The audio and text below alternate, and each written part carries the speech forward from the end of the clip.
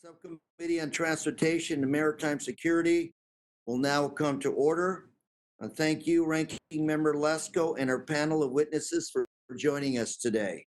And we're here to discuss proposals for how to restore our nation's aviation system that's been so devastated by COVID-19.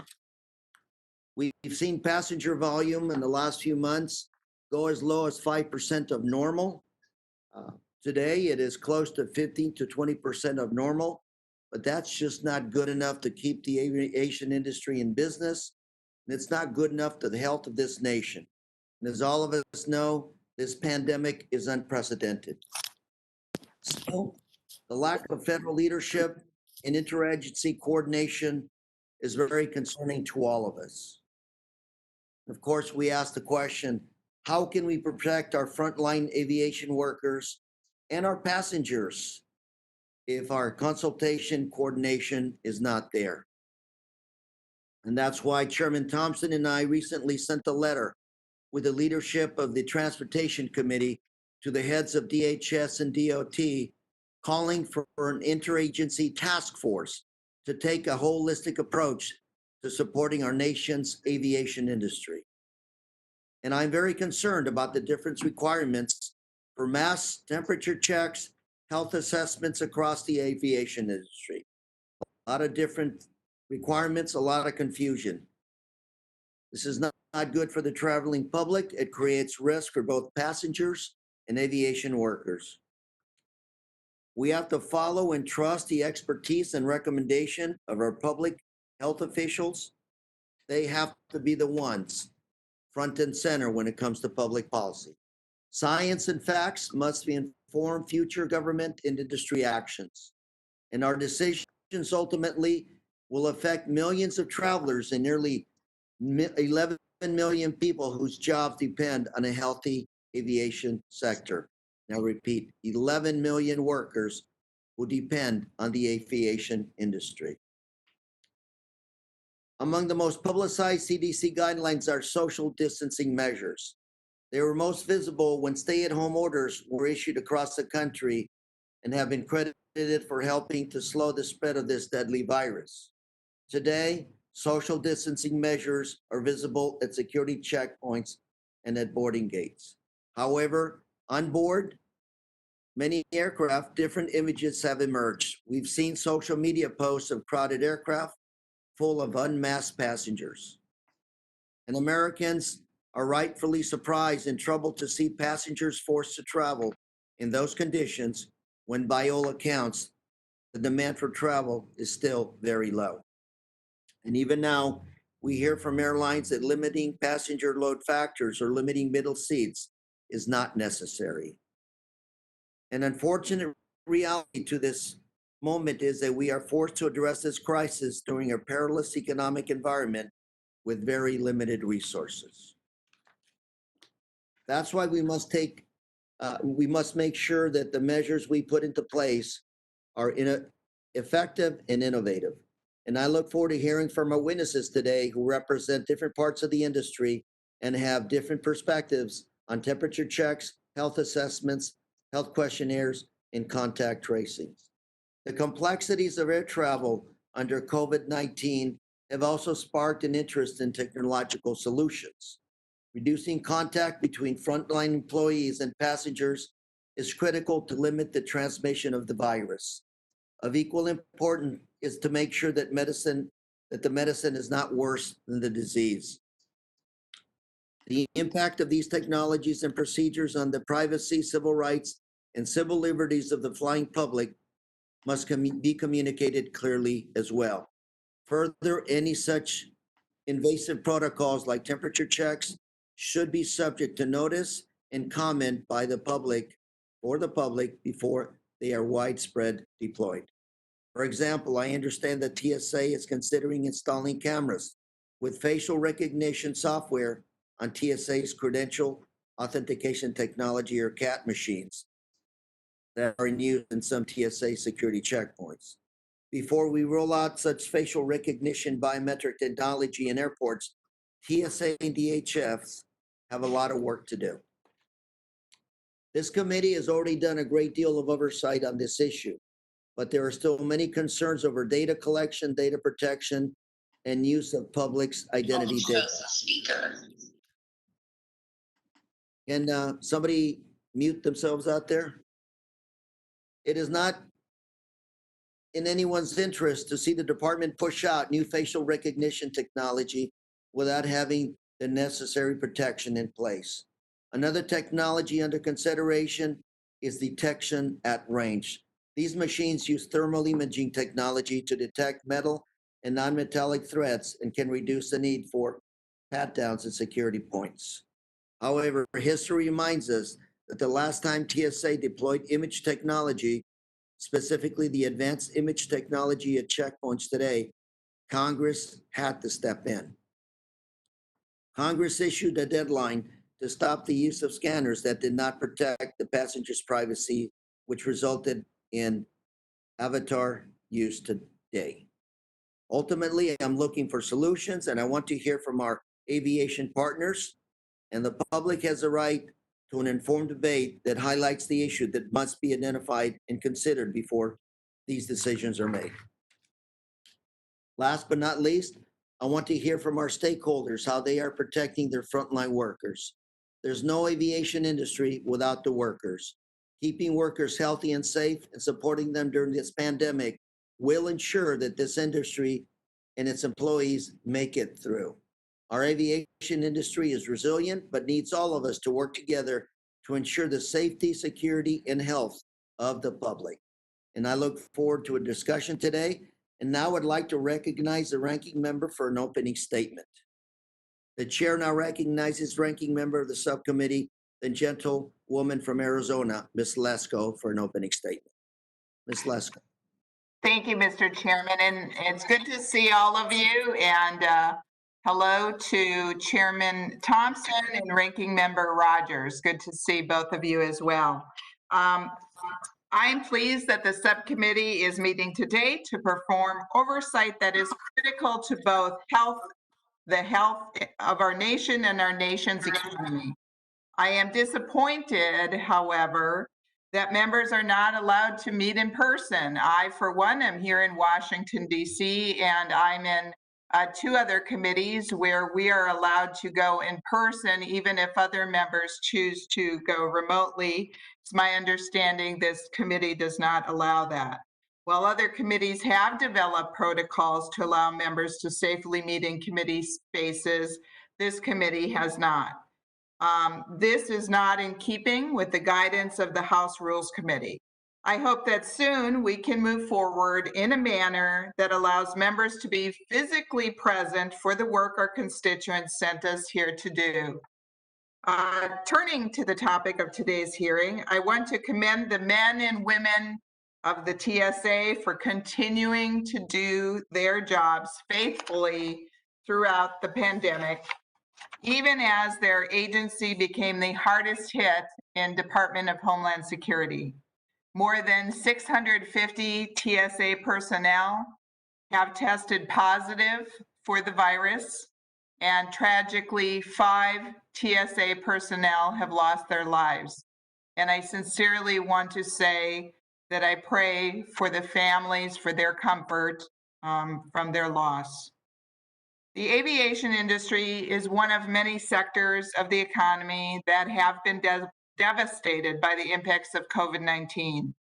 At the pandemic's peak, air travel dropped below 100,000 passengers per day, a level not seen in the history of TSA, and far below the average 2.5 million travelers per day that TSA was screening prior to the virus's outbreak.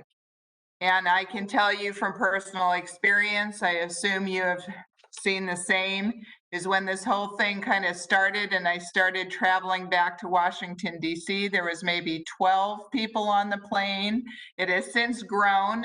When I came last, the plane was pretty full. Not totally full, but it was getting better. Now that's also due to the fact that my airline I travel on cut down to 1 nonstop flight per day. As our nation slowly reemerges from the worst of the pandemic, we are beginning to see slivers of hope that air travel is starting to increase. With this recovery, TSA and transportation stakeholders are responding to new challenges in order to keep travelers safe and get America flying again. This process presents stakeholders in this subcommittee with important questions, including, what will the TSA screening process look like? What changes need to occur for passengers to be and feel safe? And what more can be done to protect passengers from a potential second wave of coronavirus or a future pandemic? These questions and more continue to circulate within the aviation community, and it is my hope to hear feedback from our stakeholder panel today. Having recently received a briefing from TSA's administrator, Mr. Pekoski, I am eager to hear the stakeholders' perspective on what partnering with TSA looks like in response to the pandemic and how best to implement new solutions to passenger screening and safety. The aviation sector is truly on the front lines in the fight to protect public health and ensure the free movement of people and goods, and that fuel America's economy. I really do want to thank each one of the witnesses today. We are in unprecedented times.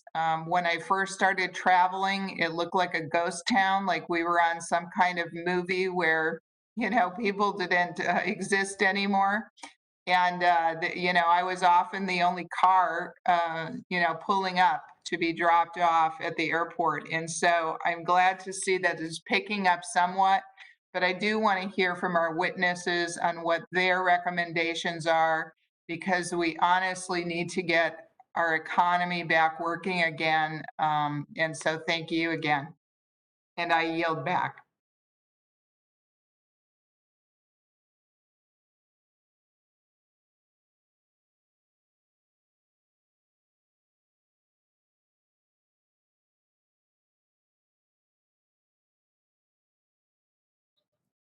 Thank you. Can you hear me okay?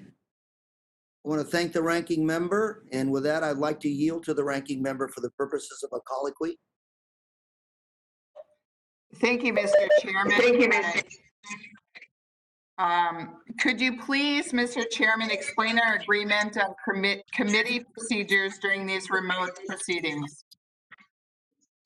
Thank you, ranking member. Let me begin by saying that the Standing House Committee rules and practices will continue to apply during remote proceedings. Members will be expected to continue to adhere to those rules of the committee and the House. During the covered period, as designated by our speaker, the committee will operate in accordance with House Resolution 965 and the subsequent guidance from Rules Committee in a manner that respects the rights of all members to participate. The technology that we're using today requires us to make some small modifications to assure that the members can fully participate in these proceedings. Thank you, Mr. Chairman. Could you also elaborate on how members may expect to be recognized during remote proceedings? Thank you very much. First, to simplify the order of questioning, I'll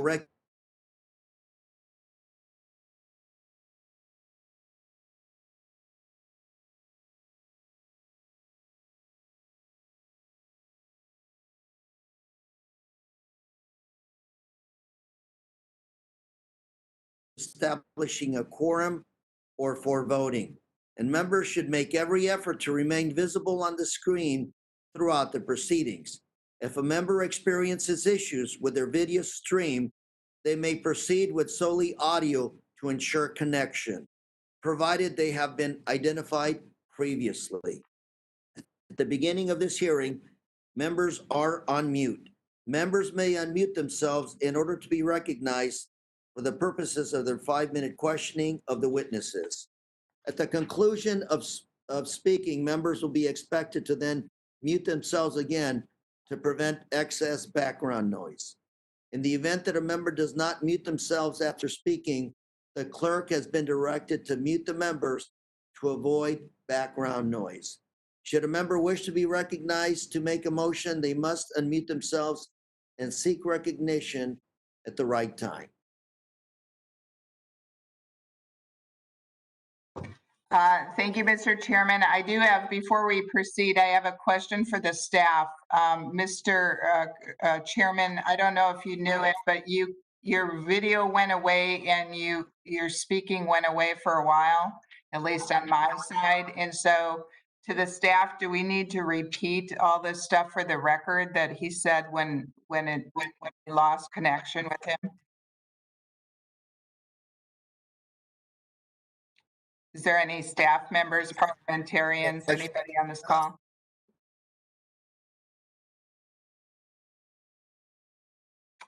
Any staff? Mr. Chairman, if you can just read the last paragraph one more time. Who wasn't there? In the event that a member does not mute themselves after speaking, the clerk has been directed to mute members to avoid background noise. Should a member wish to be recognized to make a motion, they must unmute themselves and seek recognition at the right time. Okay, well, to the staff, you might want to email all of these rules out if you haven't already, because it wasn't the last paragraph that went out. You want me to but read the Mr. whole, I- I can go back and read the whole, I don't need it statements. for me. I just don't know if it needs to be done officially or not. Got it. I can move on. Thank Okay. you, Mr. Chairman. What could a member expect should they encounter technical issues during a remote event? Which is kind of funny because that just happened. Ms. Lesko, you're prophetic. In the event a member encounters technical issues that prevent them from being recognized for their questioning, I will move to the next available member of the same party and will recognize that member at the next appropriate time slot, provided they have returned to the proceeding. Should a member's time be interrupted by technical issues, I'll recognize that member at the next appropriate spot for the remainder of their time once their issues have been resolved. In the event that I should encounter technical issues, the vice chair of the committee, if available, or the next senior member of the majority shall assume the duties of the chair until I'm able to return to the proceedings. Thank you. All right, thank you. And Mr. Chairman, what should members expect regarding decorum during a remote event? Thank you. Members are reminded that they are only allowed to attend one virtual event at a time. Should they need to attend another committee's proceedings, please fully exit the hearing before entering another proceeding. And finally, all members are reminded that they are expected to observe standing rules of the committee decorum for appropriate attire and should have a professional and apolitical background when they're participating in any remote event. Thank you. And what should members expect if a witness loses connectivity? In the event a witness loses connectivity during testimony or questioning, I will preserve their time as staff addresses the technical issue. I may need to recess the proceedings to provide time for the witness to reconnect.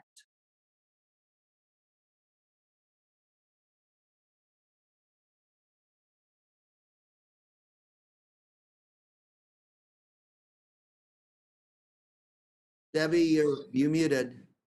Oh, Go ahead. Can't hear you.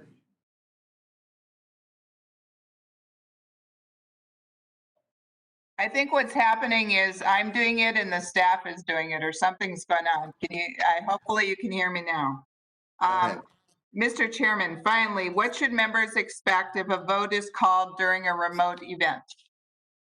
Thank you. House Resolution 965 requires members to be visibly present to have their vote recorded during a remote event. Members who join the proceedings after a vote is called and who are not called upon for their vote should seek recognition from the chair to ensure that their vote is recorded. And should a member lose connectivity during a roll call vote, I will hold the vote open for a period of time to address the technical issue and provide members with the opportunity to have their vote recorded. Thank you, Mr. Chairman, and I yield back. Thank you. And with that, I ask unanimous consent to waive Committee Rule 8, Sub A, Sub 2 for the subcommittee during remote proceedings under the covered period designated by the Speaker under House Resolution 965. And without objection, so ordered. And the chair now recognizes the chairperson of the full committee, the gentleman from Mississippi, Mr. Thompson, for an opening statement. Mr. Thompson.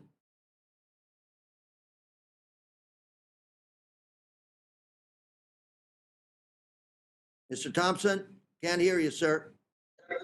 Okay, I think we got it this time. Thank you, Chairman Correa and Ranking Member Lesko, for holding today's hearing. I welcome stakeholder perspectives on safety resuming air travel in the era of COVID-19. The aviator sector consists of so much more than TSA and FAA.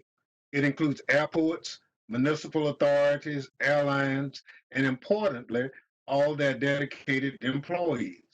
Additionally, it includes civil rights and civil liberties organizations who focus on protecting travelers' privacy and civil rights, a heightened concern in the wake of coronavirus. COVID-19 has not only inflicted unprecedented loss of life on our country, but it has devastated industries, including the aviation sector. Our nation's aviation system has been the front line of efforts to stop the spread of this pandemic from the beginning. TSA's transportation security officers constantly interact with passengers, flight crew members, and other airport workers, putting themselves at risk each and every day.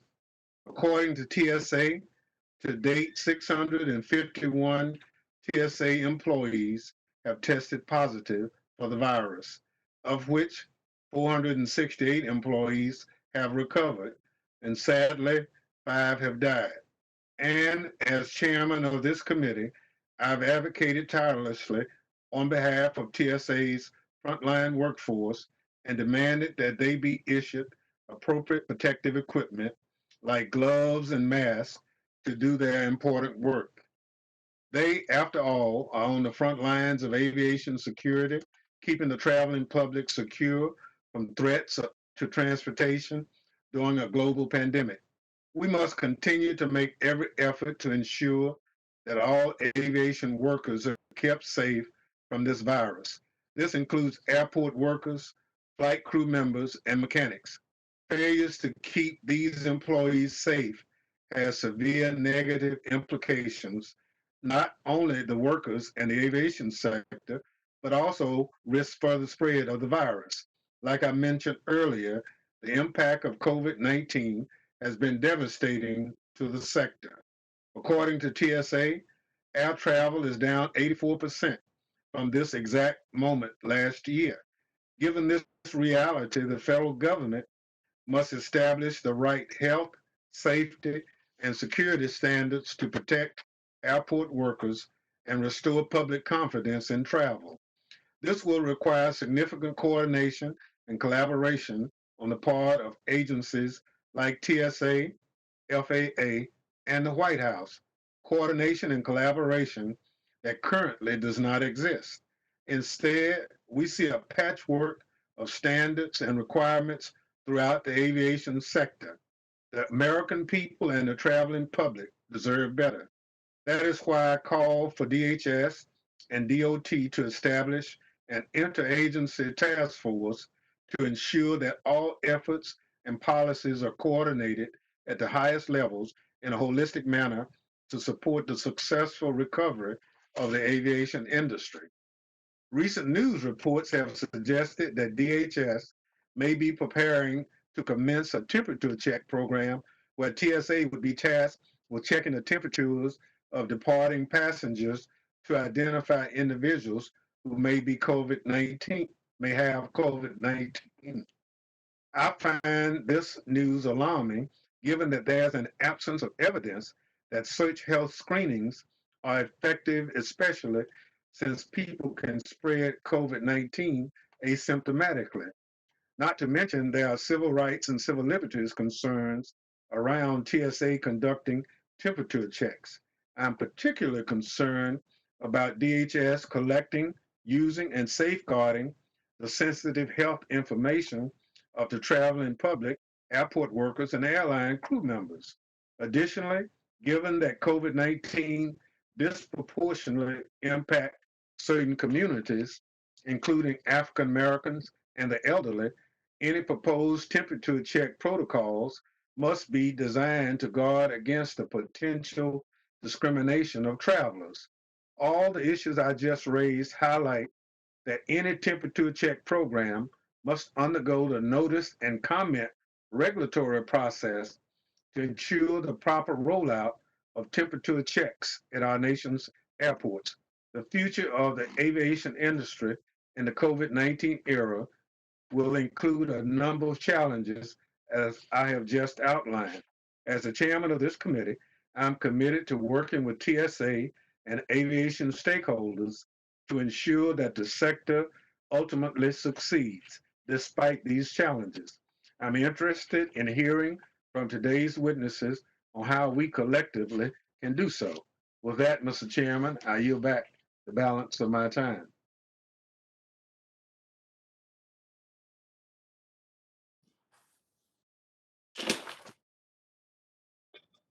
Thank you, Mr. Chairman. Now I'd like to recognize the ranking member of the full committee, the general member from the state of Alabama, Mr. Rogers, for an opening statement. Welcome, Mr. Rogers. Thank you, Mr. Chairman. Can you hear me? Yes, yes. Great. I'm pleased the subcommittee is meeting to hear stakeholder perspectives on safely resuming air travel, though I am perplexed as to why the ACLU is here and not the airports. Mr. Chairman, I'm also disappointed that members are unable to meet physically for this important hearing. Yesterday and today, two large committees met for markups. Members were physically present and adhered to social distancing guidelines during debate. Minority members also were allowed to use the committee rooms for these hearings. The House will be back next week voting in person, yet this committee chooses not to vote in person or to meet in person. The minority looks forward to working with the majority in a bipartisan manner to allow members to be physically present for committee activities in the future. Today's hearing comes at a time when thousands of aircraft remain grounded across the United States. Passenger volume has dipped 85% below average. Ensuring that travelers have confidence in the ability to fly safely is vital to the industry. Aviation stakeholders must work collaboratively with relevant government entities, including TSA, to restore trust in air travel.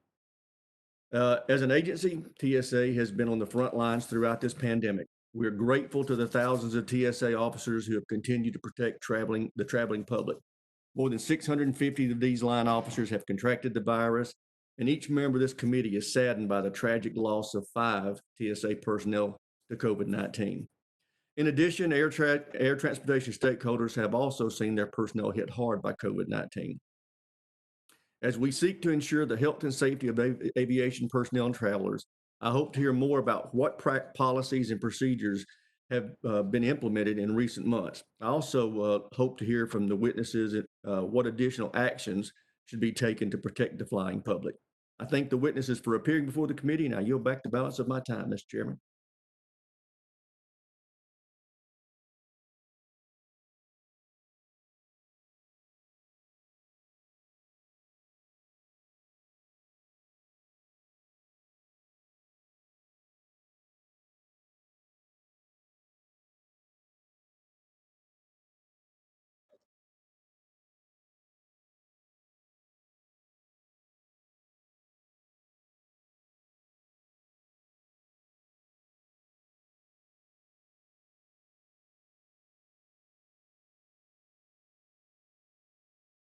I don't think we can hear you, Lou. I couldn't hear all of you either. Yeah, you dropped out. Mr. Rogers, did you finish your statement? Yes, Mr. Chairman, I yield it back. Thank you very much. Other members of the committee are reminded that under the committee rules, opening statements may be submitted for the record. And now I'd like to welcome our panel of witnesses and thank them for joining us today. Our first witness is Mr. Kevin Burke, President and CEO of the Airports Council International North America, where he's been since 2014. ACA is a trade association representing the governing bodies that operate over 300 commercial airports in the US and Canada. Our second witness will be Ms. Sarah Nelson, who serves as the International President of the Association of Flight Attendants, CWA, representing 50,000 flight attendants at 20 airlines. And she has served in this capacity since 2014 and has been a union member since becoming a flight attendant in 1996. Our third witness, Ms. Nima Singh Giuliani, serves as Senior Legislative Counsel with the American Civil Liberties Union. Ms. Giuliani is part of the National Political Advocacy Department that is focused on surveillance, privacy, and national security issues. And before joining the ACLU, she worked in the Department of Homeland Security, concentrating on national security and civil rights issues. And our fourth and final witness is Ms. Victoria Emerson Barnes, the Executive Vice President for Public Affairs and Policy at the U.S. Travel Association. The association represents over 1,100 members, organizations in the U.S. travel industry, and supports almost 16 million jobs. And without objection, the witness's full statement will be inserted in the record. And now I'm going to ask each witness to summarize their statements for 5 minutes, beginning with Mr. Burke. Welcome, Mr. Burke. Thank you, Mr. Chairman and Ranking Member Lesko, for inviting me today. And please excuse my voice. It's allergy time, and I'm doing my best to get through a 5-minute statement and ask questions later. Again, I'm Kevin Burke, President and CEO of Airports Council International North America, a trade association representing airports in the United States and Canada. I welcome this opportunity to discuss with you today the current state of America's airports and new policy recommendations ACINA has developed to provide for the health of travelers, to instill public confidence in air travel, and set a solid foundation for the future of aviation. Since the outbreak of COVID-19, airports have been intensely focused on providing for the health and safety of passengers, employees, and their tenants. To raise public awareness about reducing the spread of COVID-19, airports are updating their public websites, installing signage, and making routine public announcements about safety in the airports. Airports have also implemented numerous mitigation measures at their facilities. That includes deploying additional hand sanitizer stations and plexiglass barriers at ticket counters, checkpoints, gates, and in restrooms. Airports are also working to ensure physical distancing space through their facilities, which, as we'll discuss later, is a very large challenge. And airports have increased the frequency of cleaning with an intense focus on, quote, touch points. As we continue to navigate these unprecedented times, U.S. airports are very grateful for the $10 billion in emergency support Congress provided through the CARES Act. Frankly, ladies and gentlemen, it was a lifeline for every commercial airport in this country. Now, the CARES Act grants are helping airports offset some of the financial damage from the abrupt drop in air travel, but airports nationwide still face major financial and operational hurdles. Now, as all of you who've traveled to and from your districts back to Washington, you all know that America's airports are indeed hurting. With passenger traffic down nearly 90% from this time last year, that's 90% from this time last year, ACINA estimates U.S. airports faced at least $23 billion in operating losses as a result of the COVID-19 pandemic. Now, on top of that, these airports face significant new COVID-related operating expenses for cleaning, deploying hand sanitizers, installing plexiglass barriers, supplying personal protective equipment, and encouraging physical distance in our airports. Now, airports are working hard to cut their budgets, defer many capital projects, and plan for the new airport experience once this COVID-19 pandemic gets out of the way for us. We also are helping employees in this time of extreme stress. We want to keep people working at our airports. We continue to coordinate closely, very closely with FAA, the TSA, Customs and Border Protection, and others on recovery efforts, regulatory guidance, and regulatory flexibility to help airports remain open while ensuring the safety and security of the traveling public. I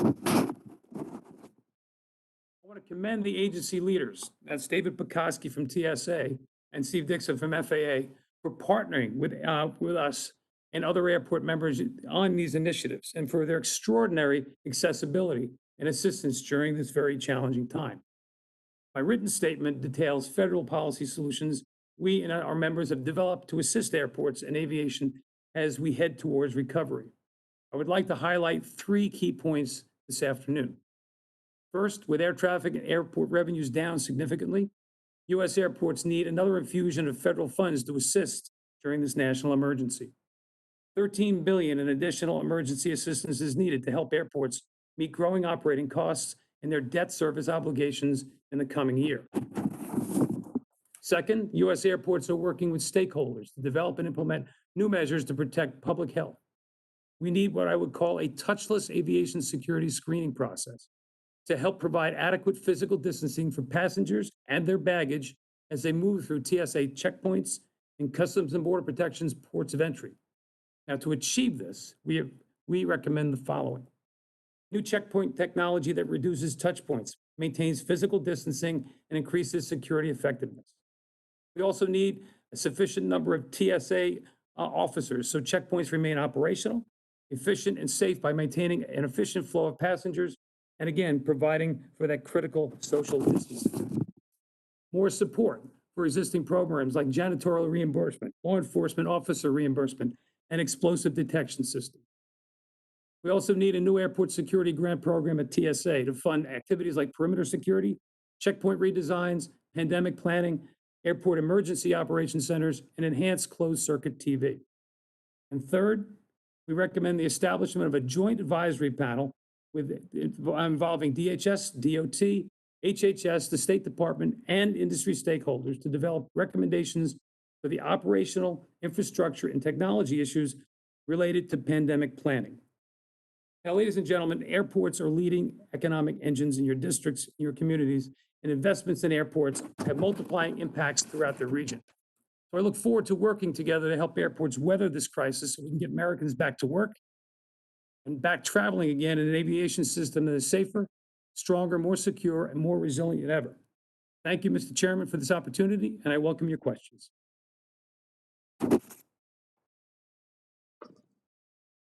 Thank you very much, Mr. Burke, and I'll recognize Ms. Nelson to summarize her statements in 5 minutes. Ma'am? Thank you, Chairman Correa, Ranking Member Lesko, and of course, Chairman Thompson, Ranking Member Rogers, for the opportunity to testify today. My name is Sarah Nelson. I'm a 24-year union flight attendant and president of the Association of Flight Attendants, CWA, representing flight attendants across the industry. The coronavirus is by far the largest crisis ever experienced in aviation. We must make some substantial changes to air travel to meet this moment. Just as we did under the leadership of DOT Secretary Norm Mineta and President George W. Bush in the aftermath of 9/11, starting with new emergency procedures enacted as early as September 12, 2001. Throughout this crisis, airlines have been responsive to our concerns on certain safety policies. All major airlines now have put in place the requirement of masks in the airport and on the plane. But after nearly 120,000 Americans have died, no contact tracing or containment in place, we are just now on day 3 of this requirement by airlines.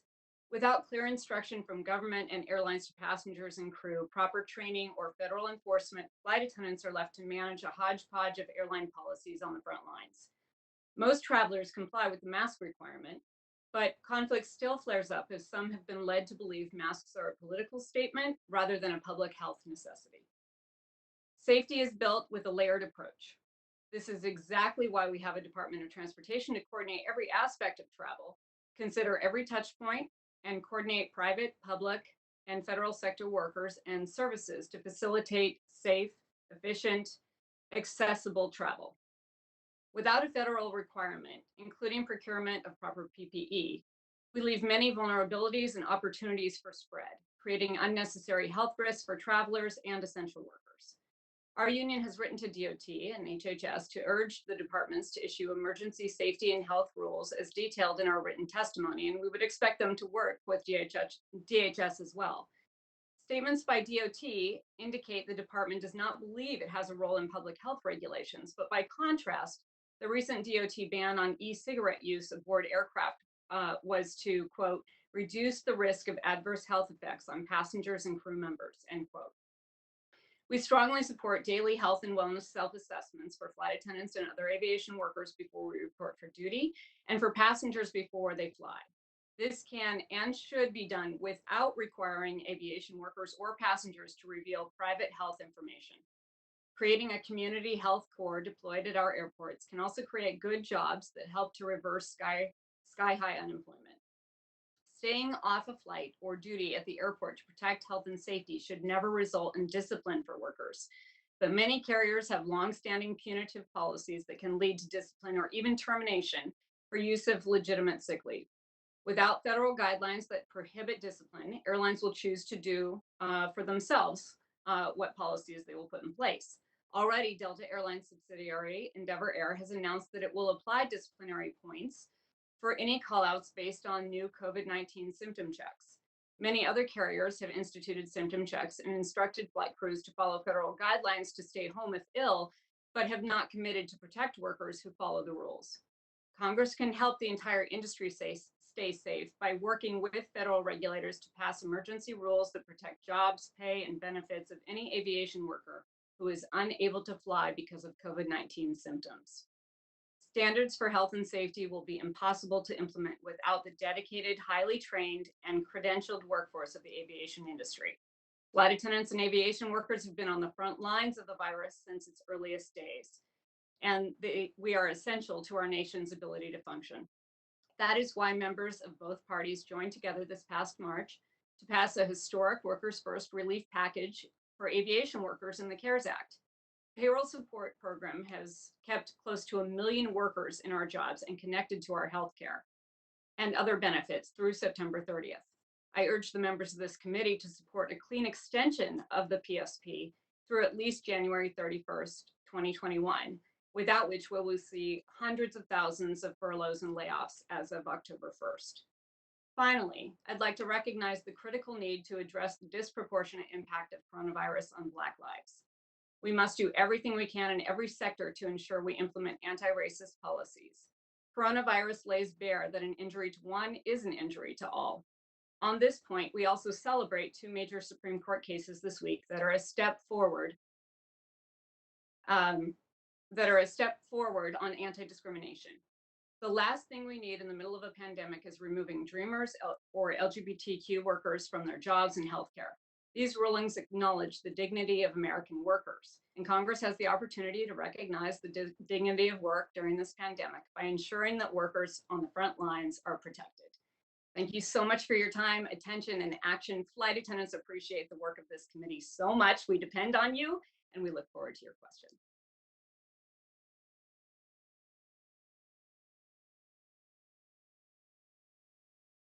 Thank you, Ms. Nelson, for your testimony. Now I'd like to recognize Ms. Giuliani to summarize her statement in 5 minutes. Welcome, ma'am. Thank you for the opportunity to testify today on behalf of the ACLU. COVID-19 and 9/11 are 2 very different crises, but they have some things in common. Both resulted in a tragic loss of life, both upended the aviation industry, and both triggered quick and massive investments. After 9/11, we wasted billions of dollars in many failed programs that did not make us safer and violated basic liberties. As we grapple with COVID-19 and how to make air travel safe again, we must be vigilant to not repeat the mistakes of the past, where we rushed to implement many measures that were ineffective and inconsistent with our values. The stakes for getting it right are high. If our aviation response to COVID-19 is ineffective or privacy invasive, it will not only hurt air travel, it will also undermine our overall public health efforts by decreasing trust and contributing to community transmission. Fortunately, public health professionals have provided us guidance on how we can avoid the mistakes of the past. These experts have emphasized that the most effective measures are rooted in public trust and voluntary compliance. They have cautioned against a law enforcement approach, which often sparks resistance and distrust. Some of the best ways to make air travel safer are low tech, and if implemented correctly, will likely have a minimal impact on individuals' rights. These include reducing how crowded airplanes are and facilitating basic health precautions like hand washing and wearing a mask. It also includes making it easy for individuals to change their travel plans without penalty if they're exhibiting COVID symptoms or may have been exposed to disease, and providing flexible and paid sick leave to all employees so that workers do not suffer financially when they take steps to protect us all. An approach rooted in compliance and trust is also consistent with our values. As we consider new measures in response to COVID-19, we must remember that the right to travel is not a luxury, it's a constitutional right. As former Supreme Court Justice William Douglas observed, freedom of movement is the very essence of free society. The Supreme Court has repeatedly recognized that the right to travel is protected under the Fifth Amendment as a liberty interest and cannot be denied without due process of law. It also implicates the First Amendment. Thus, it is unconstitutional to deny individuals the right to fly in ways that are unnecessary, arbitrary, or discriminatory. Given this, any new measure should reflect the following 5 principles. 1, it must be recommended by public health agencies and developed in concert with public health professionals. For example, if reports are accurate and the CDC recommended against temperature checks in airports as a poorly designed control and detection strategy, they should not be deployed. If they are, they must meet clearly established public benchmarks for effectiveness. 2, any measure must not improperly restrict individuals' right to travel. For example, using temperature checks as the sole basis for barring people from traveling would be inherently overbroad. It would sweep in individuals who might have fevers for reasons unrelated to COVID-19, likely disproportionately affecting people with chronic illnesses. Thus, at most, an elevated temperature should merely trigger further examination with avenues for redress. 3, any measure deployed should not collect additional personal data unless it is fully transparent and strictly necessary from a public health standpoint. This information should only be stored and used by public health agencies for public health purposes, and not maintained on DHS databases, shared with law enforcement or immigration agencies, or used for any other purpose. The last thing we want is people being fearful of disclosing medical or other critical facts out of fear about how such information could be used against them in other contexts. Proposals like the TSA's CAT-C expansion or other uses of face recognition technology, which do not adhere to this principle, should be rejected as a response to COVID. TSA's most recent privacy impact assessment goes beyond the one-to-one map system to permit networking with a secure flight system. There are countless other less costly and less invasive ways to reduce transmission of disease on travel documents, like asking someone to hold their document up for review instead of handing it to somebody. These options do not involve the multitude of privacy and civil liberties concerns of facial recognition. Suggesting such an expansion should move forward as a response to COVID will rightfully cause travelers to question the legitimacy of other TSA measures going forward. 4, there must be proactive transparency and accountability. This will require many things, but at a minimum should require that an independent oversight body assess any proposed measure for effectiveness and privacy. It should also include compliance with existing requirements, like privacy impact assessments and rulemaking requirements. Finally, any measure adopted should end with the pandemic. A clear end date is essential to ensure that invasive measures do not simply become the new normal. To the extent something proves to have other non-COVID related benefits, it should be evaluated separately to ensure it meets travel needs and preserves privacy. COVID-19 offers an opportunity for us to adopt positive changes in aviation that enhance trust and public health. I look forward to working with this subcommittee to consider how we can make travel safer and how to avoid the pitfalls of the past. Thank you. Thank you, Ms. Giuliani, for your testimony. And now I recognize Ms. Barnes to summarize her statements in 5 minutes. Ms. Barnes, welcome. Thanks, Chairman Correa, Ranking Member Lesko, members of the subcommittee, good afternoon. I'm Tori Emerson Barnes, Executive Vice President of Public Affairs and Policy for the U.S. Travel Association. Thank you for inviting the broader travel industry to participate in this important hearing. Before the devastating COVID-19 pandemic, travel supported 15.8 million American jobs, but now the nation's 7th largest workforce has been cut in half, with more than 8 million jobs lost, totaling 1/3 of all jobs lost since March. This represents a total economic impact 9 times greater than the 9/11 attacks. Simply put, the only way to restore the economy will be to restore travel. And to restore travel, we must make sure that Americans are willing and able to fly again. According to a survey by destination analysts, more than half of Americans said that they will feel safe taking a road trip, compared to just 21% who said that they would feel safe traveling by air. and 53% of Americans said that they won't fly by air until at least March of 2021, if not later. And that's why I'm here today, to discuss the hurdles that we must overcome to restore air travel and what Congress, TSA, CBP, and the entire industry can do to help. Well, there are several opportunities and solutions. Today, I would like to focus on 3 areas. 1, implementing health and safety guidance to protect aviation workers and customers. 2, clearly communicating with travelers about what's being done to help keep them safe. And 3, steps that Congress can take to accelerate recovery and invest in the long-term competitiveness of our nation's aviation industry. After 9/11, industry leaders said, without security, there will be no travel. The global pandemic requires a similar approach. Without guidance to promote the health and safety of travelers and workers, there can be no travel, no reopening of businesses, and no revival of our economy. To that end, U.S. Travel convened a task force of health experts and travel industry leaders to create a core set of health and safety guidance that the industry can adapt to reopen responsibly, which includes, among other guidance, increased sanitation, transmission barriers, and touchless solutions. TSA and CBP must also take steps to protect the health and safety of travelers and workers. TSA can focus resources on requiring masks at security checkpoints, modifying security lines to allow for physical distancing, and enhancing sanitation. As with every other segment of air travel, TSA and CBP must take a flexible, layered, and risk-based approach to health and safety. Where physical distancing is not fully possible, other measures such as transmission barriers must be put into place. Similar to security challenges, we will never be able to eliminate 100% of the risk, but a layered risk-based response from TSA and CBP can be enormously beneficial. As we saw in the early days of TSA, once the security screening standard is introduced, it is hard to roll it back. Any measures put in place related to COVID-19 must be temporary and then eased as the threat of the virus is eliminated or reduced. It is critical that CBP and TSA work with the broader travel industry to facilitate consumer confidence by very clearly communicating health and safety procedures that passengers can expect at airports.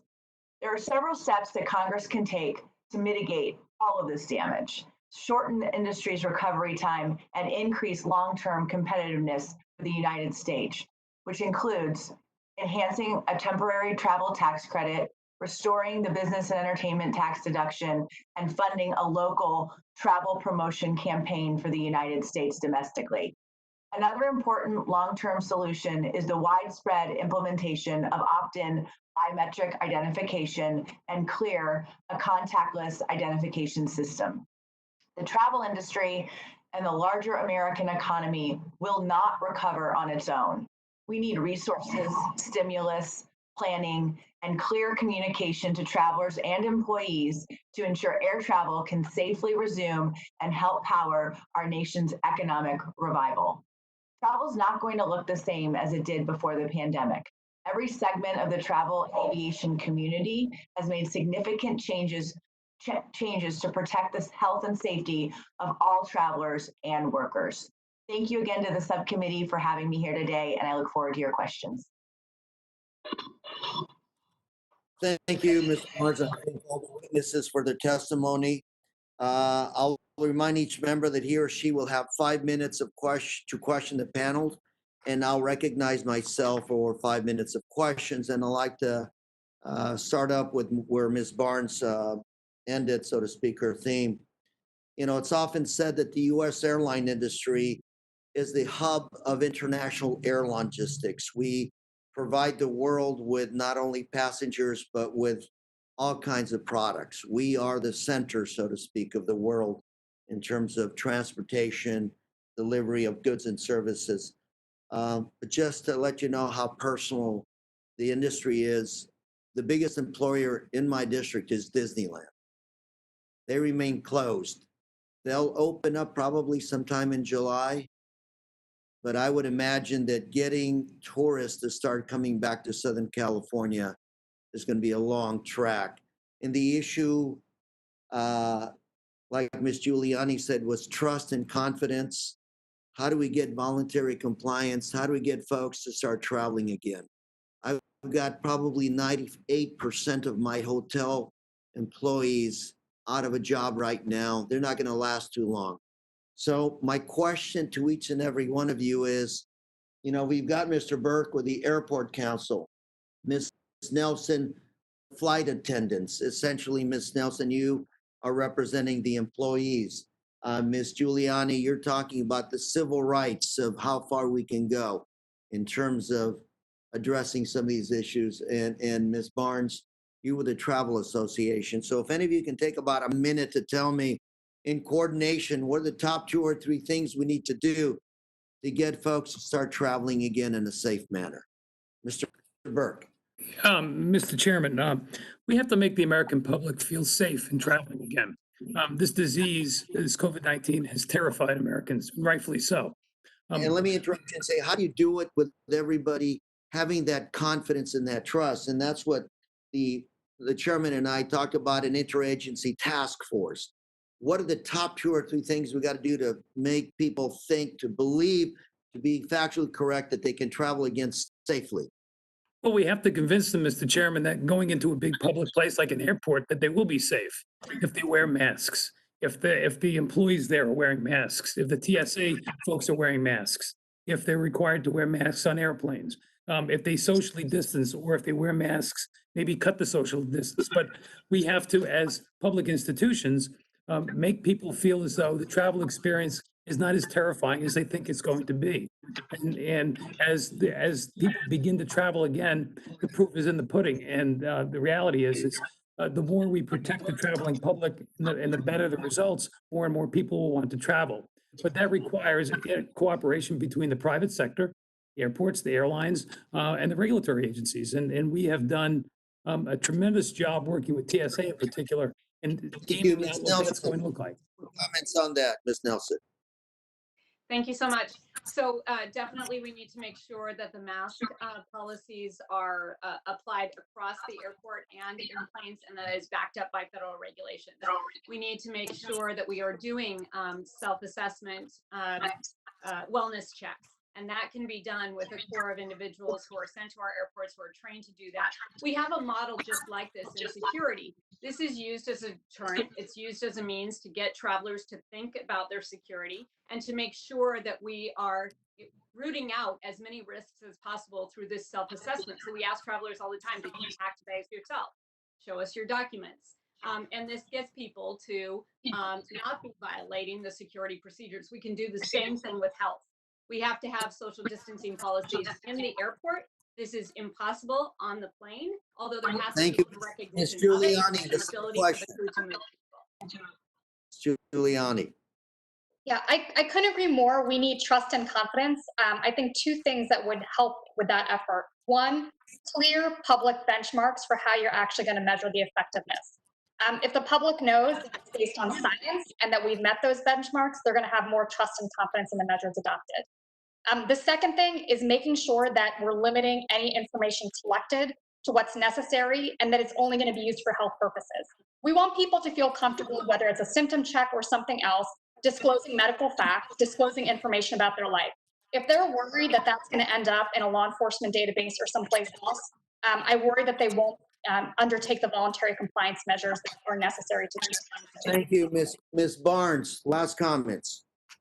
Sure, completely agree that a clear communication of health and safety guidance and what the traveler can expect is absolutely necessary. We have a lot of data that demonstrates that with the right assurances and the right communications, as many as 60% of folks will get out there and travel again.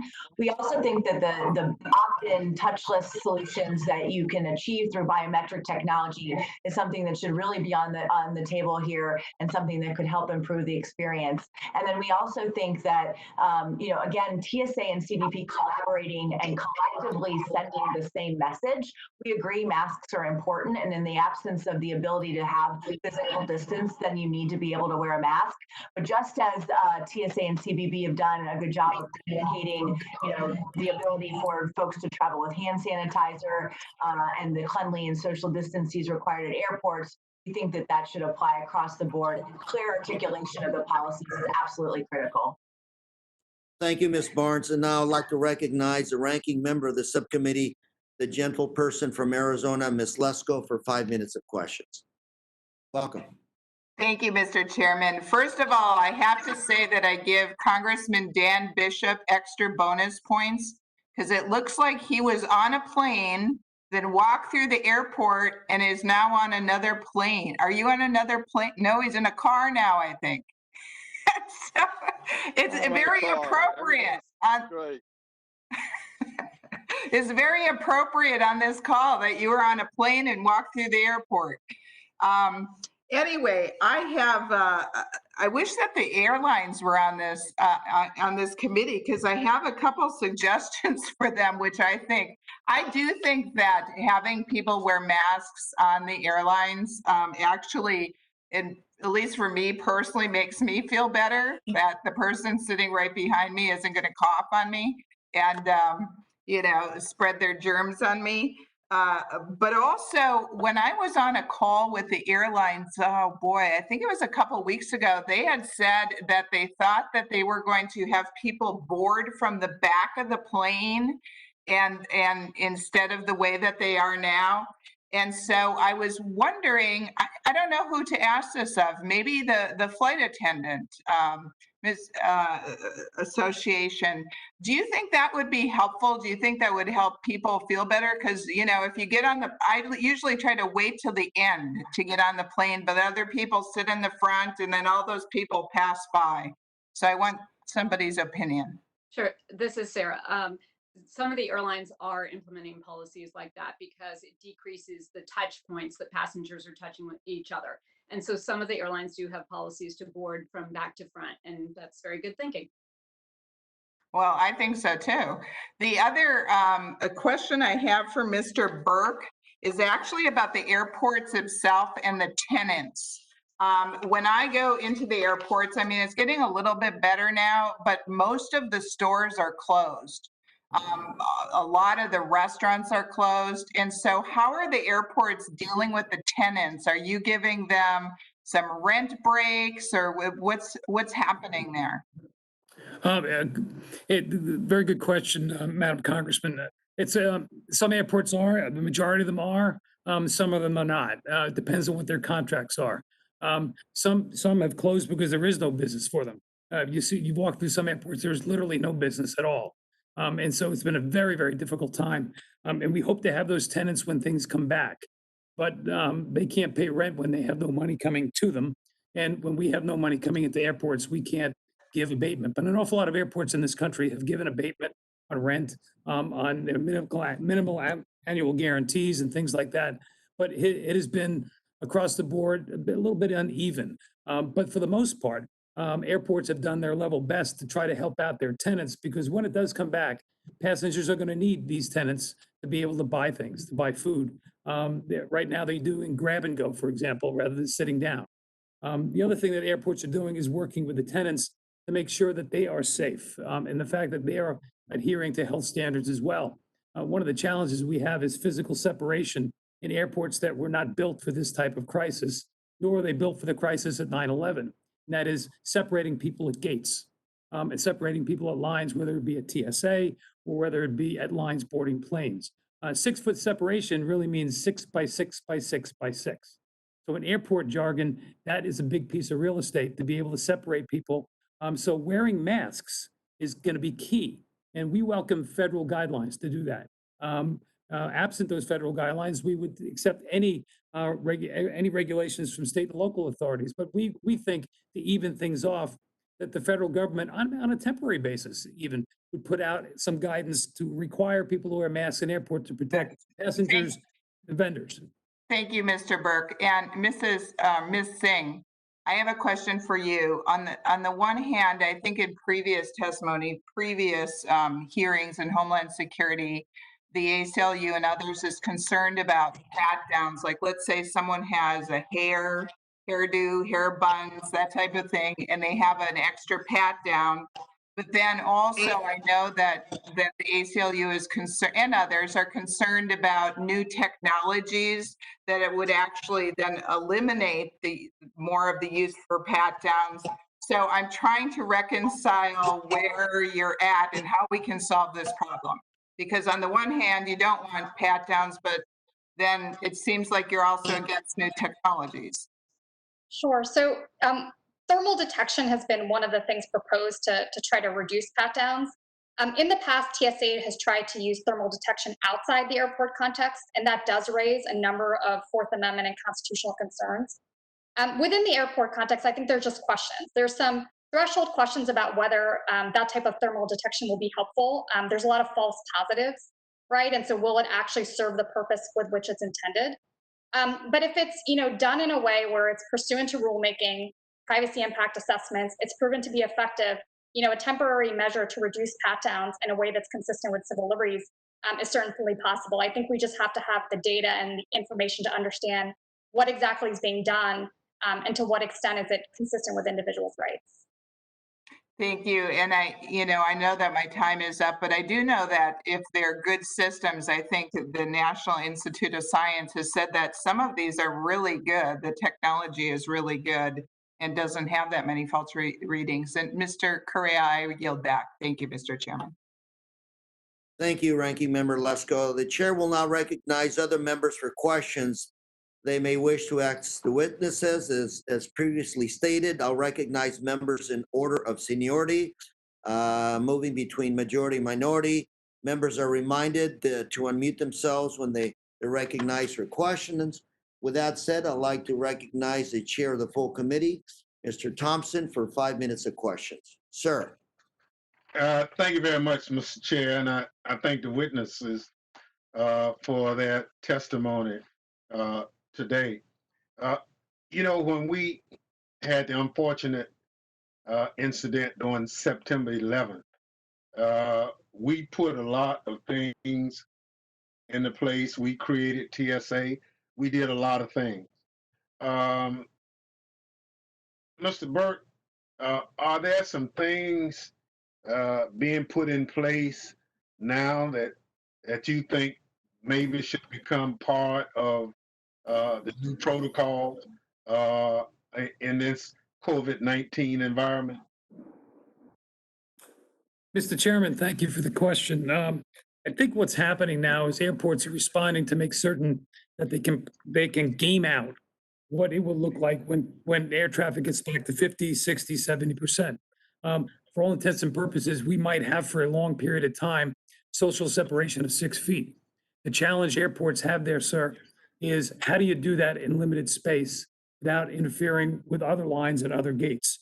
The use of plexiglass, for example, is being used not only in airports, but in other industries across the country. The use of masks, I can't emphasize that enough, where we would welcome regulations on a temporary basis that you should wear a mask in an airport when you're transferring through it.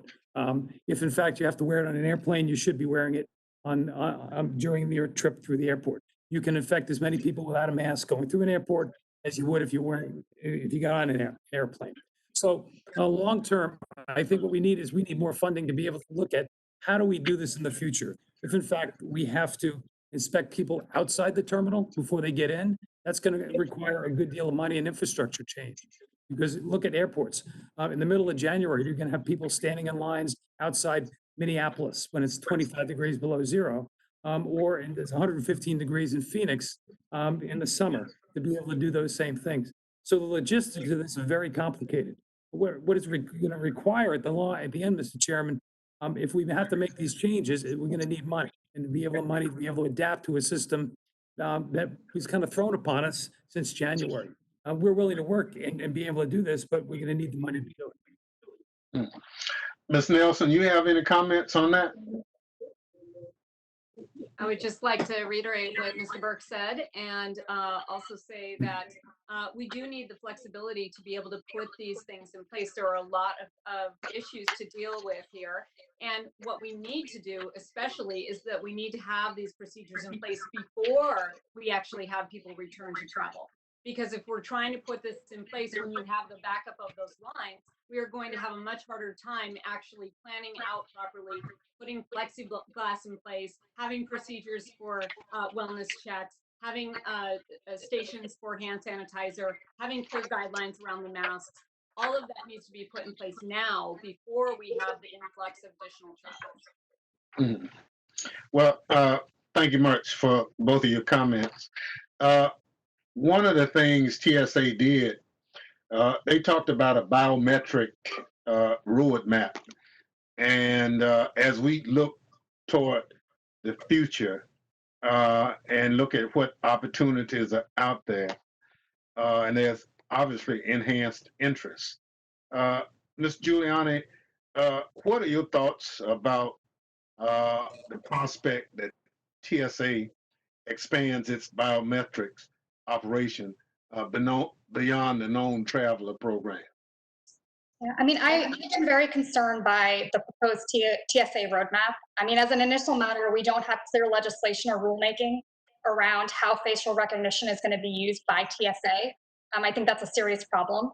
And secondly, there still remains serious accuracy concerns. The most recent NIST test noticed demographic differences in false positives and negatives. And even beyond that, if we look at the full TSA roadmap, it contemplates integration with other DHS databases. So I think that raises serious questions, like what data is being collected? Are you going to undergo additional extra checks that have never been implemented in the domestic air travel space? How are we going to preserve privacy? And I think we're generally having a bigger national conversation about whether we want facial recognition used by the government at all.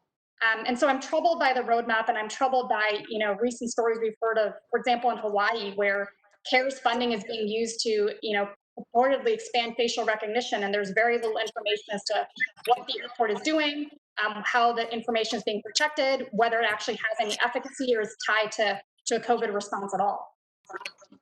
Okay. With your indulgence, Mr. Chair, Ms. Barnes, do you have a comment on that? Yes, Mr. Chairman, we really do think that travelers seek touchless identification, that can help really promote the confidence and the health opportunities.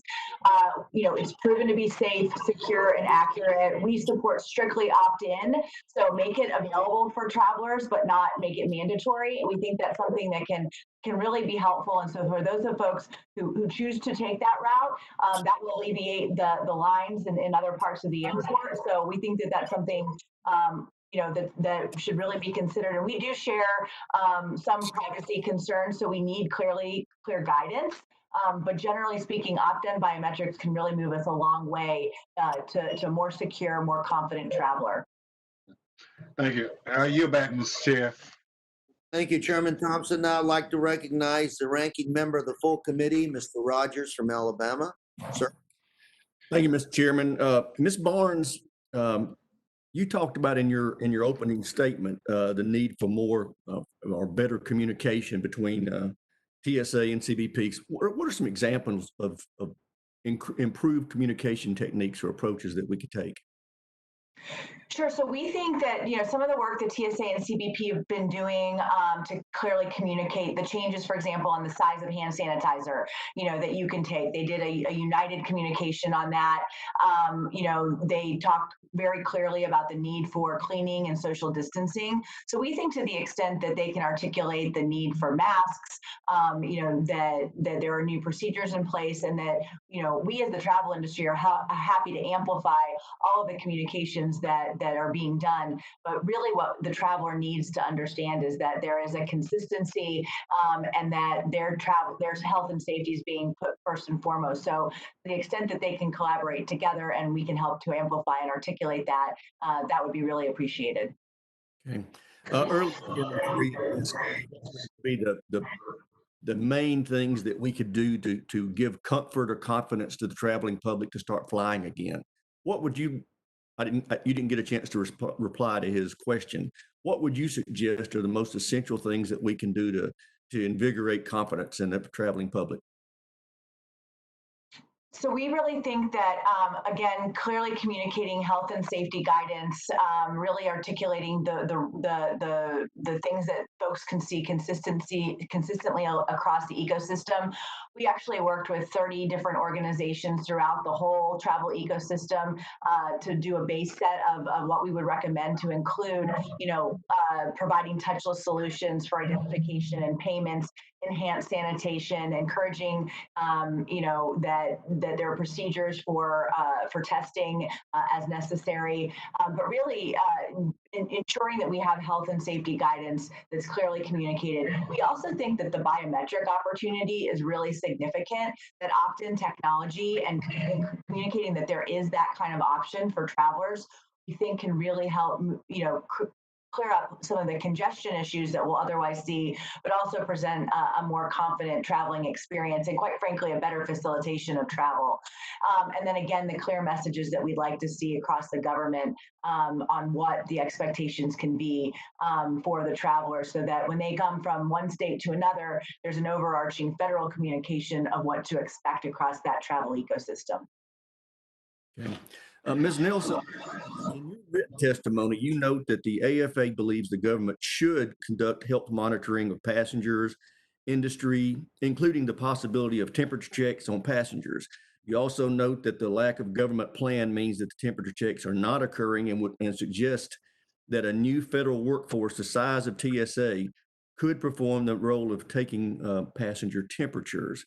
Now, the Chairman Thompson did a very good job in his opening statement listing a variety of concerns that I share that go along with this temperature taking. And you heard Ms. Giuliani list some civil rights concerns. How would you respond to Chairman Thompson's expressed concerns that go along with this temperature taking and Ms. Giuliani's statements? So we would agree with that. I want to be clear that we were using temperature checks as an example of wellness checks, but not to be the be all end all at all. And that what we'd like to have the committee and anyone working on putting these procedures in place focus on is self wellness checks. So walking people through questions that help them self-identify. Have you been in contact with anyone who has coronavirus in the past 14 days? Is that possible that you have been, or have you been? Have you had a rise in temperature? Have you had a cough? There are a series of questions that could be asked that are much like, have you packed your own bags? And what this will do is it will create a deterrent. It will also get travelers thinking about these issues and take some self-responsibility for that. And what that will do is it will limit the number of people who are entering the airport who actually may be at risk. This is not going to completely eliminate the risk of coronavirus. That's why you have to have the layered approach with the masks, the hand sanitizer, and the like. But it is a step to help have a layered approach to safety and health so that we are eliminating the risk by taking on all of these measures. Great. Thank you, Mr. Chairman. I yield back. Thank you very much, Ranking Member Rogers. I'd like to recognize for 5 minutes the gentleman, Mr. Cleaver. Mr. Cleaver, sure, welcome. Thank you, Chairman Correa. I appreciate you calling this meeting. Actually, it's increasingly important to me as I listen to our great witnesses. Let me just say,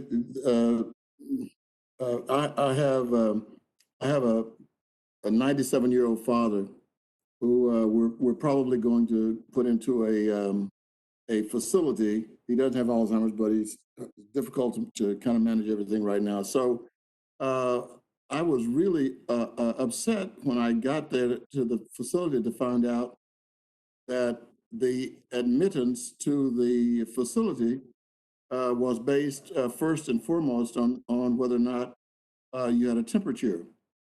And on the surface, it sounds reasonable and, preventive. However, Black and brown people in the United States have a disproportionately higher blood pressure than others as it relates to hypertension and some other diseases. And the reason for these disparities remains unclear. There's no definitive study, but the fact remains that when you take temperatures, you allow people admittance to anything based on temperature. A person could be 1,000 miles from having COVID-19, but because of the hypertension and diabetes and so forth, their blood pressure is probably always going to be teetering a bit higher. So as these issues are being discussed, my number one concern would be that I don't think there would be any intentionality to keep people out, but that's when we talk about systemic. That it would keep more Black and brown people off of airplanes. Am I unreasonable? No, I think that you've identified a real problem with temperature checks, right? There's the threshold question of, are these even helpful? There's some suggestion that actually they're not even that effective for identifying people with COVID. You know, in the travel context, if you take Tylenol or you take other medication, it might suppress your fever. You know, many people who have COVID are actually asymptomatic and, you know, don't exhibit a fever at all. So there are questions about whether it's an effective screening technique, but even if it is, we are going to need allowances for people who have a fever for other reasons, right? If you're pregnant, if you have hypertension, if you have chronic illnesses.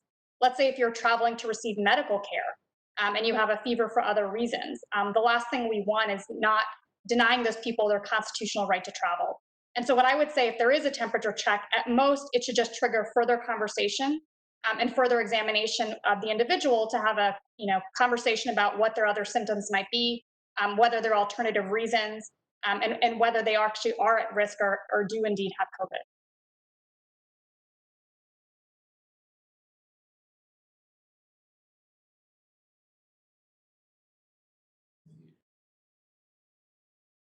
I yield back my time.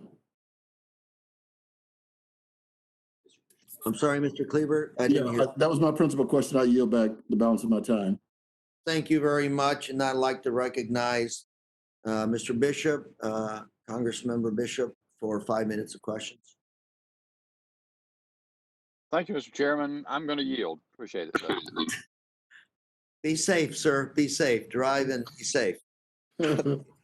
Sir, thank you, Mr. Chairman. I'd like to recognize Ms. Watson Coleman for 5 minutes of question. Ms. Coleman.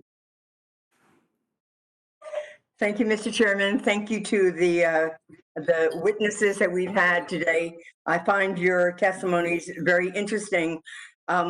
Two things stick out with me. One is that there's some need for a task force of some sort to bring together some sort of universal guidelines that make sense during this period of time. I believe it was suggested that a number of departments or department components could be in this, but I also think Ms. Barnes suggested some outside experts. So I kind of want to hear what additional people you think should be considered. And the other one was oversight of the implementation of the guidelines. And so I believe more than one person mentioned that, and how do you see that happening? I guess the third thing I want to know, and this is from Ms. Giuliani in particular, what are the things that are being implemented during this particular time to try to make people as safe as possible and give as much confidence to the traveler as possible that you believe can be permitted now, but should end when the pandemic ends? And those are my questions, Mr. Chair. So Congresswoman, I'll start with that. Thank you so much for the question. I think one of the things that we've really focused on is the need for a phased and layered approach, but something that's not so overly prescriptive that it can't be phased out over time as things evolve with the pandemic. We convened a group of 30 different organizations, and many of us, different associations, had members. So it was even broader than than that, working with medical professionals and infectious disease doctors, as well as preventive disease doctors and others throughout the community, to really talk through what are medically necessary options for helping to stop the spread of COVID and also help to give the traveling public confidence. Ms. Barnes, have you submitted those findings? Have you submitted those recommendations to any of the federal departments? And if so, have you gotten any response to them? Has anything happened as a result of your coming together and proposing some phased-in safety and health guidelines? Yeah, we submitted it to the White House, to CDC, to all governors. I was also submitted with my testimony up to the committee. Happy to talk to you all about that in more detail. But we do think that having that consistency across the ecosystem is critical. But happy to engage further as well. Thank you. Ms. Giuliani, with regard to those measures that are going to be or trying to be or should be implemented during this period of time, including technology to reduce the touching, interaction of employees and passengers, what are the things that you think are okay to be done in screening? What are the things that you think are okay but need to be eliminated at the moment the pandemic is supposedly ended? Sure. I mean, there are a variety of things that can be done if implemented correctly to both protect public health and respect people's civil liberties. Things like mask requirements. If there's clear information to the public, there's allowances made for people who may not be able to wear a mask for medical reasons. If it's non-punitive in nature, I think that's something that can be done and is consistent with what public health professionals have recommended. Something Ms. Nelson talked about is, efforts to provide clear communication and ability for people to self-monitor, right? Giving them lists of symptoms to check for themselves. The best case scenario is that somebody who doesn't feel well or is high risk, it doesn't come to the airport at all. And so I think mechanisms to prompt that self-monitoring are things we can do. Efforts to reduce pat-downs, which Ranking Member Lesko talked about. We need more information. We need to understand efficacy, and we need to understand exactly what information is being collected. But a temporary measure with no further data collection that is equitable and that works could also be something. But I also want to talk about, briefly, you asked about oversight. I think one of the really important pieces of all of this is to make sure that there's independent oversight by an entity like the GAO, right? To make sure that what we're doing actually works, it's not window dressing, and two, that privacy rights are being respected. In the past, we've seen with programs like CAPS2 or even SBINet, Inspector General and GAO reports have really helped expose problems that frankly prompted discontinuation of programs that had deep problems. Thank you very much. I yield back. Thank you very much, Ms. Watson-Coleman. I'd like to recognize Mr. Van Drew for 5 minutes of questions. Welcome, sir. Thank you. It is good to be here, and I appreciate all of you being here to testify. Certainly, we really got to get to the root of these problems. I guess I have two questions. The one question is, and I guess would be to Mr. Burke and maybe Ms. Barnes, smaller airports. So we're thinking generally, we're talking Kennedy, we're talking about, obviously Philadelphia, at least in my area, and some of the very large airports, but we have smaller airports like Atlantic City International Airport. What role do you see for them? Are they all going to survive? How are the changes going to be different for them? Because they are significantly different. And especially when I think of the tourism piece, because that's my area, small airports are utilized a great deal in tourism, for people to get to their destination. Congressman, this is Mr. Burke. Thank you for the question. Small airports have taken a huge hit in this crisis, and you're absolutely correct. When air service returns, they will do much better. Right now, with our employment's down 90%, that's a challenge. However, the health challenge remains the same for a small airport as it does for a large airport. Passengers who go through Atlantic City have to be treated with the same level of safety as people going through Philadelphia or JFK or any other large hub or medium hub. The challenge is getting people back into the airport, making them feel safe. The only way they're going to get back is if flights return to those airports. And when the airlines make the decision that they will be able to fly to Atlantic City, provide aircraft for people to go from, say, Indianapolis to Atlantic City for tourism, to fill the hotels that Tory Barnes and her members represent. It's all about when people feel safe to come back out. The airports will do their job to keep the passengers safe inside the airport. When it comes to making certain that people travel, there's a whole bunch of factors there, one of which is when the airlines decide they're going to increase their employments, the airports will do much better, from the small to the medium to the large. But right now, you're absolutely correct. The small airports are having a very, very difficult time. Some were helped in the CARES Act, but that money will not last forever. And that's why we're asked for more money in the next CARES Act provision for another additional $13 billion. A lot of that will go to the small airports to keep them functioning. Thank you. Ms. Barnes. Thank you, Congressman. I would echo what Kevin said. We support and agree with everything that he noted, and I would just add on to that the continued need for relief, as Kevin mentioned, additional dollars for airports. I think additionally dollars for destinations, like the ones that you mentioned that are so important, that will help to draw visitors back to destinations. The 501c6 organizations and other quasi-governmental destination marketing organizations that are left out of PPP. That's really another critical piece of relief that's necessary.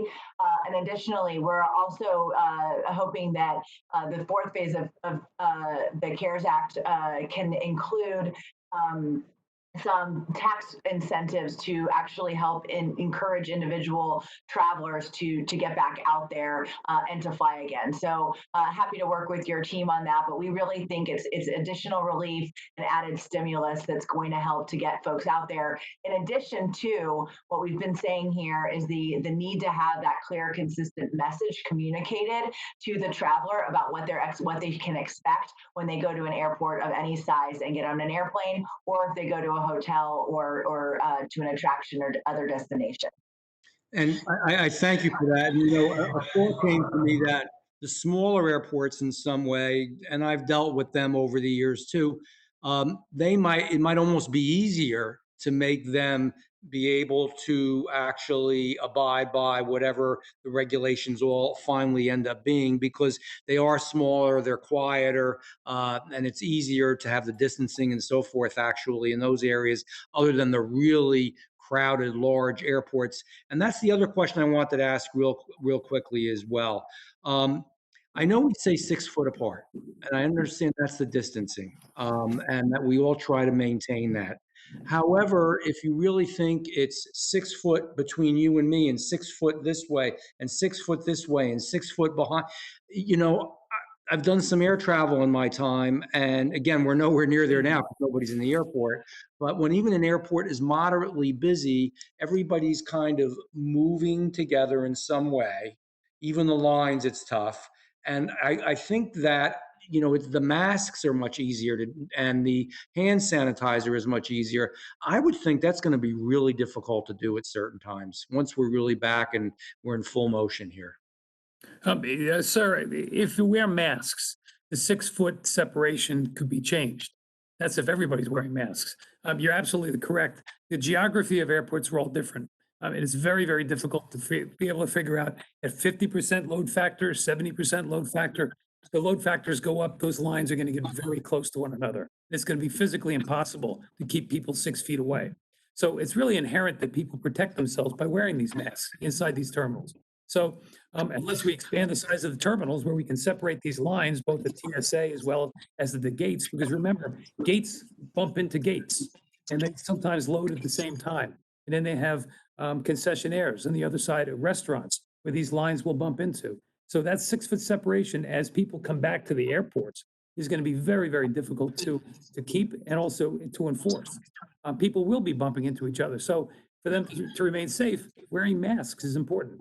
And we sensible. pray that wearing masks is as good as they think it might be, because we've all heard various doctors say various things about the value of the mask. You're only protecting the other person, or it depends which mask you're wearing, how you're wearing it. You know as well as I do, so many people wear the mask only on half of their face, their nose, and nostrils are completely free. So it's interesting stuff. I mean, it's going to be challenging.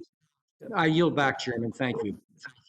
Thank you, Mr. Van Duyn. I'd like to recognize the gentle person, Ms. Barragan from California. Thank you, Mr. Chairman, for having this really important hearing.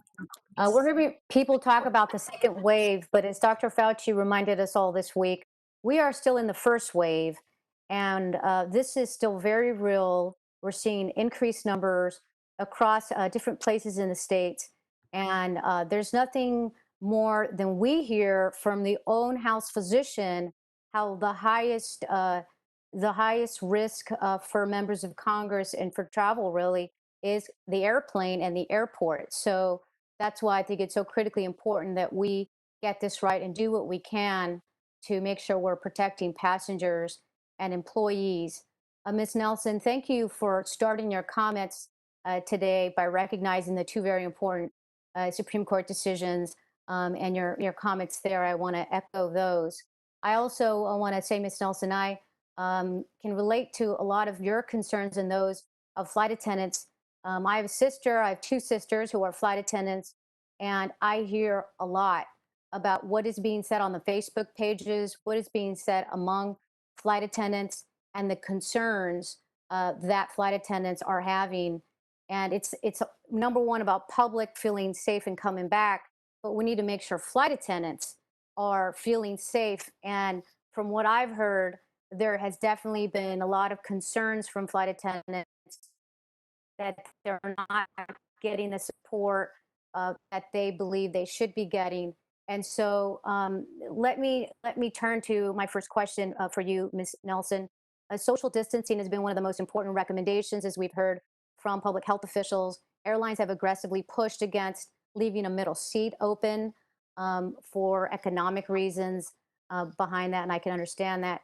From your perspective, how does the absence to a limit on load factors and limited change and cancellation flexibility during this pandemic affect flight attendants and passengers? Well, we have, thank you for that question. And we have pushed for change fees to be waived during this time. Much like we have said, it needs to be very clear that if anyone is calling in sick, they are not disciplined and they are able to get sick leave and paid for that when they're an essential worker and coming and putting themselves at risk. But then also, if they're not taking proper precautions, they're also adding to the problem at work. So on the social distancing, there is no way to properly socially distance on the plane. That is why we need to have clear federal requirements for the masks. Mr. Van Drew brought up the issue of people not knowing how to wear the mask. This is part of what we're talking about. When you don't have those clear guidelines and you don't have clear instructions and you don't even have proper training for the crews to be able to instruct passengers or give those instructions, then you're not practicing all of the layers of safety that are necessary to make up for the fact that you are working in a space that you cannot properly socially distance in. So it needs that layered safety and security approach. And I should just note also for this committee that it's very, very important to continue those job protections as well. The continuation of the CARES Act through the end of January so that the airlines have the ability to implement these policies like paying people for the sick leave and being able to do that. And also this committee would be concerned about the security credentials that are in place. So all those airport workers and the people who work at the airlines also have to have security clearance. As they are let go from their jobs, then it makes it that much harder to start up the economy again. And so we need proper PPE. We also have had a problem with the supply chains and getting the proper PPE for the workers on the front lines, the gate agents, the flight attendants who are coming most in contact with the passengers. But all of these issues are necessary to be addressed by the federal government because the airlines are not well enough equipped to take all this on and to put the proper procedures in place. And there are the financial strains too that are getting in the way of making good safety and health decisions. Thank you. The other concern I keep hearing is what's going to happen after September 30th. Yeah. What's going to happen to flight attendants? A lot of concern there. As Congress passed the CARES Act and provided funding to airlines. Of course, I think for the ability for them to lay folks off is only through September 30th. When October 1 comes around, how do you think airline employees will fare? What is your estimation? If Congress does not act to do a clean extension of the payroll support system, this is only about jobs now at this point. The airlines have essentially stabilized themselves. All that will happen is that pink slips will be signed and they will be in the hundreds of thousands on October 1st if there is not an extension of the payroll support system. We believe that that needs to go through the end of January to get us through the worst of this, and to get policies and procedures in place that give people confidence in flying, get us through the holidays. That will get us through the worst of it, we believe. But if we do not have that in place, there will be massive furloughs in October. Well, thank you for your service. And many times people don't realize that our flight attendants are public safety professionals. They think something else. And so thanks for pointing that out in your testimony today. And with that, Mr. Chairman, I yield back. Thank you. Thank you, Ms. Morgan. I'd like to now recognize Mr. Katko for 5 minutes of questions. Welcome, sir. Thank you, Mr. Chairman, and I miss seeing you and everybody on Homeland. I wanted to touch base with, to wish you all well and I hope to see you all soon in person. As this hearing went on today, I started thinking, and I apologize if I missed this part of the testimony if this was discussed, but I want to talk about the use of technologies at the checkpoints and the impact that can have on a travel experience. And for years, I've been particularly interested in the next generation of scanners and what that would do for the travel experience, number one. And now because of COVID, what that would do for the safety and the health of the TSOs. We appropriated a small amount of money, relatively small amount of money, to start the next generation of 3D scanners. Now, the 3D scanners, as you all know, allow the TSOs to have much less physical contact with bags and individuals, because the scanners will identify the anomalies for the person, and then only those bags that have anomalies that the machine finds will be taken aside. And I just think from a safety standpoint, from an anti-terrorism standpoint, but now from a health standpoint, it's really important. And I think the more you can do to increase the throughput and get people through the checkpoints and to the planes, and all the discussions have been having about talking about keeping the planes safe and healthy is important. But I think that throughput and keeping the masses moving and keep them apart as much as possible is really going to be important. As air travel goes back up, I don't know how you can keep people 6 feet apart. So the throughput's going to be very important. So with that, I just want to know, what do you all think about it? I think in the next package, we should really shoot for the moon. And I ask, I say to all my colleagues in Homeland Security, and try and get full funding for all the next generation of scanners once and for all. And because at the rate we're going, we're not going to get them for 10 years. And by that point, they're probably going to be obsolete and we're going to have to replace those. So I would argue that we need to work on getting the scanners now and getting them moving now from a health and safety standpoint. I'd like to just kind of open up and see what you think. Mr. Katko, Yeah. we at the airports totally agree with you. We have been supportive of getting more money to the TSA to increase throughput even prior to the pandemic. I can remember 2 to 3 years ago when there were less TSOs, transportation security officers, long lines, people being very upset about getting through and the technology not working. The technology exists to make make people get through quicker and safer. As I mentioned in my testimony, we are looking at a touchless technology where people go through and they don't have to touch anything. They might have to look into a camera. From what I understand is when you look into the camera and the information that the TSO looks at, once you go through, my understanding is that information is deleted. Because if TSA kept that information, that would be an enormous amount of information to hold on any given day. So there's 2 things here. One, at this juncture, it's the safety of the passenger going through, the confidence that they're going to go through and not have to have any interaction other than looking at a TSO, scanning their own ticket, scanning their own license, and having the ability to be able to walk through and look at a camera or walking through a scanner. The scanning technology is far better than it was 2 or 3 years ago. And we would welcome more funding for that through TSA. It would make the travel experience faster and frankly safer as we move forward.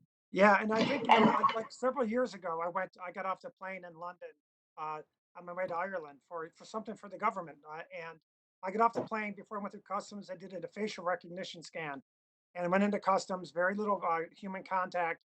Before I got on the plane, you had to stand in front of a camera. They did a facial recognition software. You got on the plane, and they didn't look at many other documents. So the technology is there, and the biometrics is a way of decreasing human contact considerably and moving people through quicker. So I would argue Yeah. with all my colleagues, this is something we should consider going forward, just from a safety standpoint, from a health standpoint, and just from a traveler experience standpoint. So if anyone wants to Yeah, yeah, Congressman, we absolutely agree with you. This is from the U.S. travel perspective.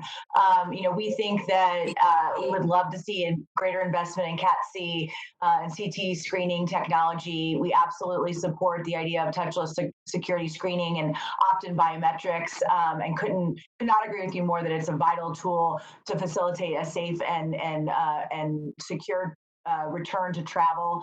It's so important for travelers to have that confidence as they come back into the travel environment, and we fully support that from a travel industry perspective.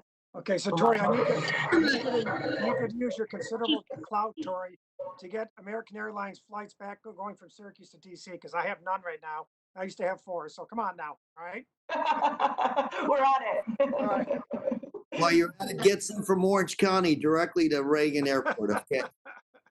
And with that being said, I'd like to recognize the gentle person from Florida, Ms. Demings. Welcome. Thank you so much, Chairman Correa, and thank you to all of our witnesses who are with us today. It is good to see everybody, and I too miss you, but we need to continue to do some of the things that we are talking about here today to make sure that we are safe and others are safe as well. I certainly enjoyed the discussion about the touchless technology. I would believe that every worker and every passenger would appreciate us pursuing that. So I look forward to further discussions along those lines. Ms. Nelson, there was a discussion earlier about the absence of clear guidelines as it pertains to wearing a mask and, practicing social distancing and all of that. You've talked about some of the challenges and around flying and being able to do that. But we still should do what we can do. And I certainly appreciate the efforts of the airlines to make sure that we are traveling as safely as possible. I know the last few flights that I have been on, masks, for example, were required. I thank God for that. Yet we had some passengers for some reason who still resisted that. So I'd just like to hear a little bit more. I know we've had a great discussion here, but about the self-wellness checks. And are we seeing zero tolerance policies? Because while we want as many people to be able to fly, flying is still a privilege, and we all have an obligation to do what we can. So could you talk a little bit more about that, how it's enforceable?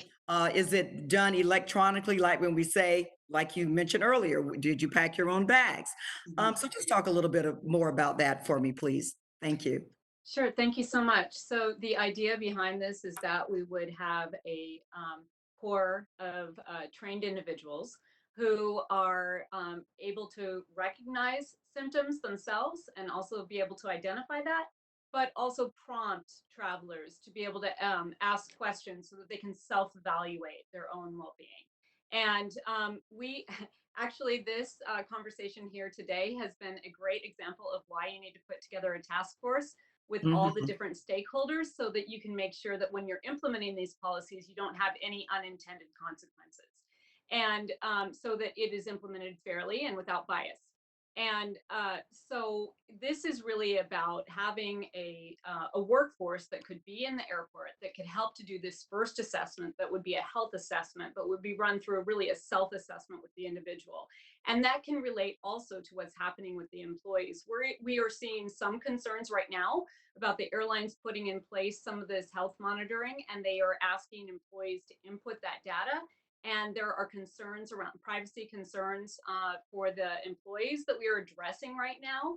There's also potentially discipline lobbied against those employees for reporting that they actually have these symptoms, as opposed to encouraging them then to stay home and be well. So we have some issues to work through here. And the reason that it is not perfect is because we don't have the kind of leadership and government oversight that we need to be able to put this in place in a way that puts the health and safety first and isn't really putting it on the backs of the airlines, who are worried about the viability of the airline and taking into consideration their financial concerns. But of course, the airlines does have, and in the absence of guidelines, kind of like we're seeing right now with civil unrest in our country, the airlines does have the primary responsibility to do what it can to protect the traveling public and its employees until those guidelines come down. Would you agree with that? 100%. And I don't want to leave you with the wrong impression, because actually I want to really applaud our airlines for doing more than I have ever seen them do before in any situation like this. The self-initiative that they have taken to try to address these issues, and more recently talk about making it a requirement that people are wearing masks and not just a suggestion, and actually taking, if someone doesn't do that, putting them on a no-fly list for the airline. Those are all really important steps, but we really believe that there needs to be backing from the federal government, a federal regulation that everyone understands that we're all communicating together, and actually standards to train the employees on the front lines who are implementing that, and guidelines that would include things like it's on the back of the ticket, or it's a requirement when you're checking in and getting your ticket that you're acknowledging that you will wear a mask. These types of things could be put in place through clear, coordinated guidelines that are communicated across the board that everyone understands. And we know in aviation that is certainly possible. You have to wear a seatbelt, you have to put your tray table up, you have to stow your bag. These are all things that we do to have the ability to have the magic of flight. And just as we made the adjustment after 9/11, I was assigned as a police captain at the Orlando International Airport during 9/11. And just like we all had to make that adjustment, I think we will never really fully, of course, until we develop a vaccine, return back to flying as we once knew it. Hopefully, in the meantime, we will get technology to assist us in making it a smoother transition. Thank you so much, Ms. Nelson, and thank you to all of our guests once more. Mr. Chairman, I yield back. Ms. Demings, thank you very much, and I'm glad Orlando finally got it right and made you a chief as opposed to just keeping you as Yeah. Yeah, right. Take care, everybody. Any other members wish to ask additional questions?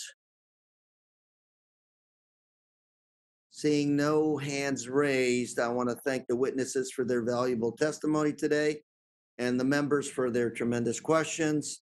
I'm going to ask unanimous consent to insert the following documents into the record. First, a statement from the gentleman from Hawaii, Representative Ed Case. Second, a letter from the Airline Pilots Association. Thirdly, a letter from the Blue Sparks Technologies Group. And fourthly, an op-ed from the Consumer Reports. And without objection, so ordered.